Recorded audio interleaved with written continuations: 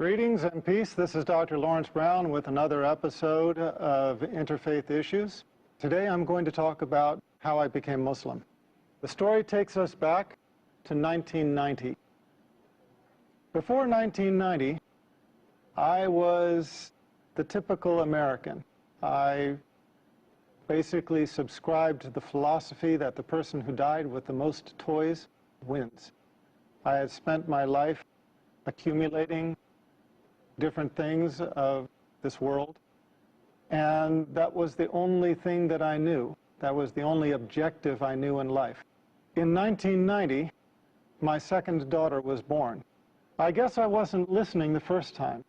When my first daughter was born, Christina, about 10 months before, she did something I had never seen any child do before, and that is that she was able to stand from the very first day of life. From the very first day, if I put her on her feet, she would stand upright by herself. Now, I'm a doctor. I'm a medical doctor. I understand that that is something that a newborn baby is not supposed to be able to do. But I didn't see it as a miracle. I saw it as something interesting, something charming about this child. But I guess I didn't get the message. I guess the message had to come to me twice, and the second time in a more dramatic way. So, 10 months later, in 1990, my second daughter, Hannah, was born. Now, Hannah was taken directly from the birthing room in the hospital to the neonatal intensive care unit. And at the time, I didn't know why. They did not tell me. I was a doctor working in the hospital. It was George Washington University Hospital, one of the most famous hospitals in the United States. That was the hospital where President Ronald Reagan went when he was shot. You cannot fault the medical care at that hospital. They had the highest medical care. So, when I found out that my second daughter was blue, I was very concerned. I went and saw her in the intensive care unit. From the level of her chest down to her toes, she was a dusky, the only way I can describe it is a gunmetal blue, this deep, deep, dusky kind of blue. Blood, when it is carrying oxygen, is red.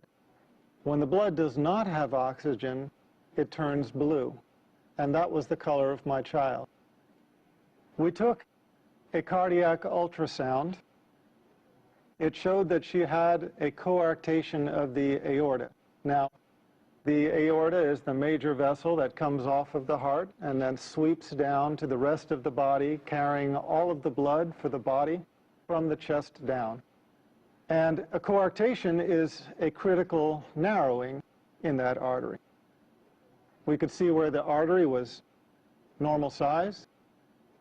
We could see where it was normal size on the other side, but right in the middle, there was this tight coarctation where the artery narrowed down to almost nothing. So that was the condition of my child. She was dying. Her body was suffocating. Now, as a doctor, I understood what this meant. I had assisted on numerous cardiothoracic surgeries. I knew that this almost certainly meant for this child that she would undergo emergency thoracic surgery. They would cut open her chest. They would replace the vessel with a graft. And these children, in general, don't do well. Given the technology of the time, about 20 years ago, my expectation was that my daughter would have the surgery, survive a few years, need to have the surgery again to replace the graft as she grew, and eventually the graft would fail and she would die. Now, that was my understanding at the time.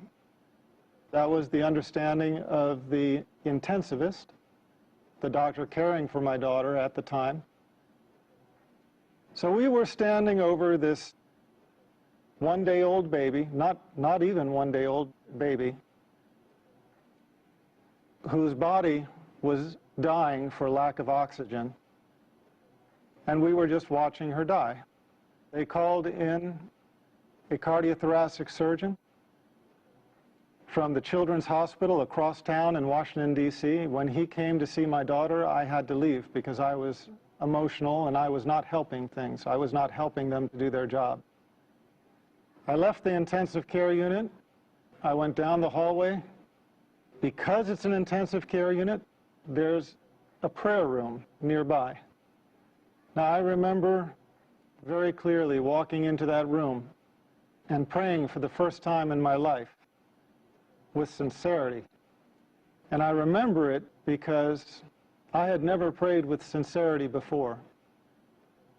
All of my life, I had been in charge. If there was anything that I needed, I knew how to go after it. If there was anything I wanted, I knew what I had to do to get it. I had never been in the position in my life where I faced a situation that I felt I couldn't handle it, where I knew that I was helpless. Now, a lot of people think that I came to Islam through Christianity. In a way, that's true, and I'll come to that. But at the time, it was not. I was never, at any time in my life, Christian. I used to be atheist. I was one of those who denied the existence of God. In fact, I tried to argue people away from believing in God. When I went into that prayer room, I remember one thing hit me right away, and that is that it was just a prayer room. There were no crosses, no crucifixes, no statues. There were no religious symbols at all. And immediately, I felt it was the right place to be.